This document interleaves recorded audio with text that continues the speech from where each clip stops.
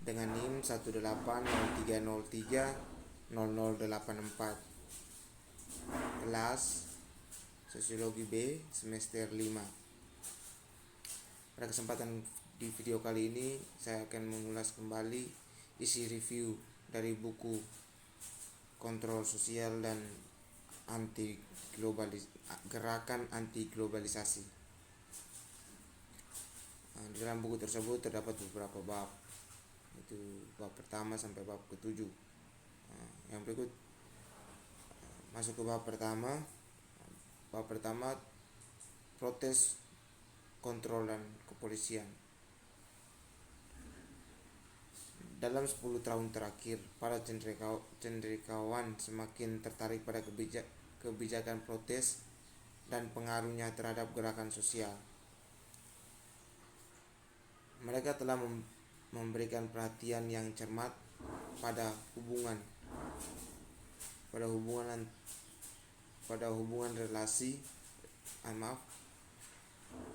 antara resepsi dan mobilisasi gerakan sosial, dan sejumlah studi berfokus pada bagaimana resepsi akan menghentikan atau memperlambat gerakan sosial. Sebagai contoh, beberapa sarjana menemukan bahwa aktivitas bergeser dari kekerasan ke aktivitas non-kekerasan ketika dihadapkan pada resepsi dengan kekerasan, dan bahwa jenis rezim negara memprediksi bentuk represi dan bagaimana gerakan akan menanggapinya. Yang lain menemukan jenis resepsi yang berbeda, bahkan dalam instansi demokrasi, dan beberapa ahli berpendapat bahwa media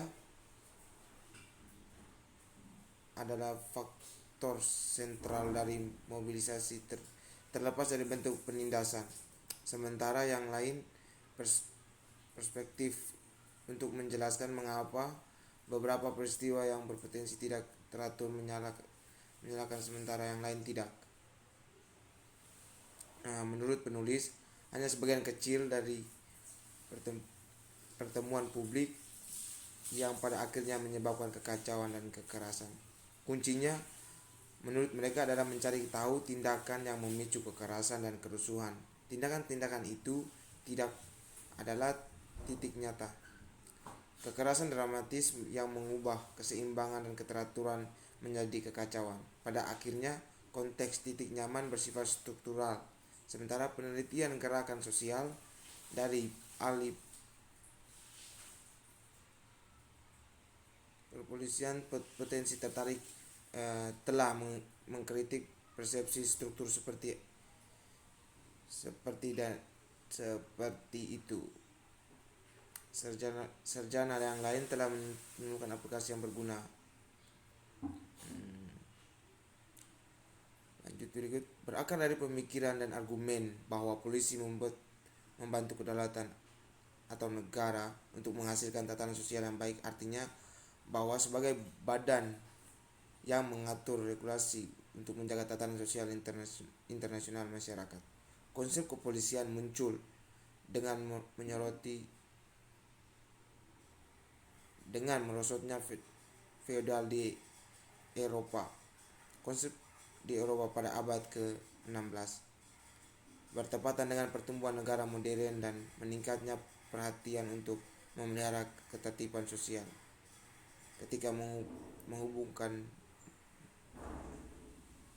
Ketika hubungan mapan dan adat dunia feodal mulai runtuh, sistem otoritas lama semakin dirusak.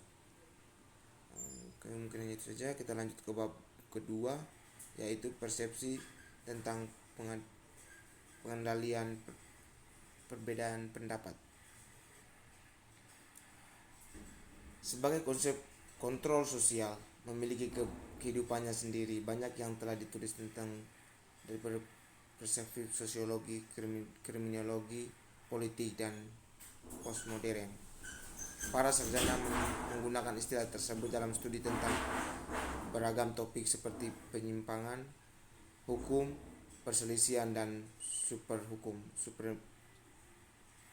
supremasi hukum, dan sains teknologi dalam masyarakat pasca industri. Tujuan utama bab ini untuk secara definitif meninjau semua pertimbangan ilmu tentang kontrol sosial itu.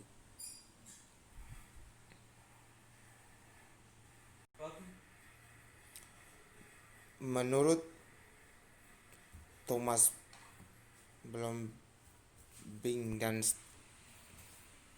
Stanley Cohen, teori kontrol sosial bersumber dari politik dan sosial klasik. Thomas Hobbes dan Jones misalnya berfokus pada kemunculan negara demokrasi liberal. Masing-masing bergulat dengan bagaimana pemerintah mengatur atau mengontrol warga sambil melindungi hak dan kebebasan alami mereka. Mereka menghubungkan kontrol sosial dengan kebangkitan seorang pengusaha atau pemerintah. Pada prinsipnya, bertanggung jawab untuk memelihara ketertiban melalui pemaksaan untuk mengamankan kontrol sosial. Bagi Hobbes, kontrol sosial berarti kemampuan negara untuk mempertahankan kewarganegaraan yang stabil sehingga masyarakat tidak mundur ke kondisi alam yang brutal. Teori yang lebih kontemporer melihat polisi sebagai etnis yang dirancang untuk mengurangi tatanan sosial yang memperhatikan warga negara yang stabil.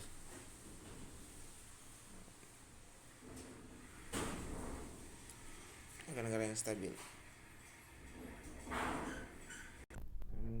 saja. Kita lanjut ke bab ketiga, anti globalisasi gerakan.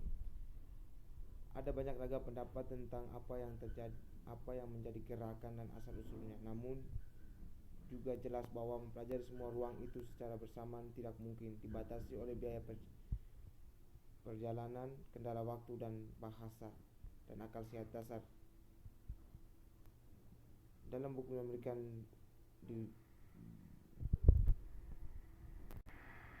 di dalam buku ini hanya di Amerika Utara, termasuk Meksiko, Amerika Selatan dan Kanada, secara sadar menemukan gerakan seperti yang dihadapinya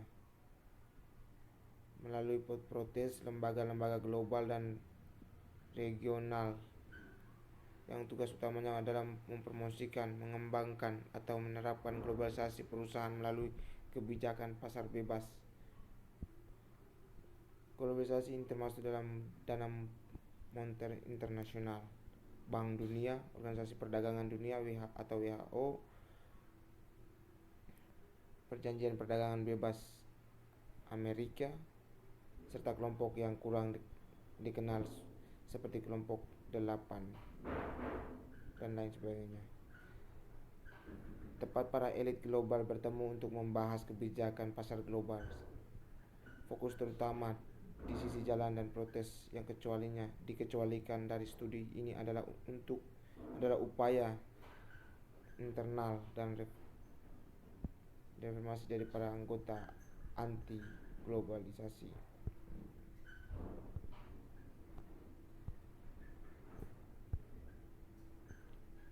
Kita masuk ke bab berikut, yaitu pengadilan sosial dan hukum. Penerapan undang-undang anti topeng secara selektif oleh penegak hukum berdampak menarik pada pengunjuk rasa. Yang penting, pengumuman publik tentang UU tersebut beberapa bulan sebelum protes membantu membangun suasana kekuatan. Pada gilirannya, ketakutan itu menciptakan konflik dalam gerakan seperti saya saksikan di New York pada pertemuan Dewan Juri bicara yang dilakukan malam di sebuah gereja komunitas. Seperti 300 aktivis berkumpul untuk merencanakan kegiatan keesokan harinya, serta sekitar 1 jam rapat diskusi beralih ke masalah topeng. Seorang aktivis wanita mulai ingin tahu apa orang yang memakainya atau tidak. Seorang aktivis laki-laki lebih tua, mungkin seorang veteran dari protesnya, menyatakan keberatan tentang topeng. Saya lebih suka tidak berdiri di samping Anda ketika Anda menggunakan topeng karena polisi akan mengolah dan mengatur protes 77 akan membawa topeng tersebut dan memakai hanya jika polisi menyerang lebih dahulu. Mungkin hanya itu saja yang dapat saya bahas. Kurang dan lebihnya saya minta maaf sebesar-besarnya. Terima kasih.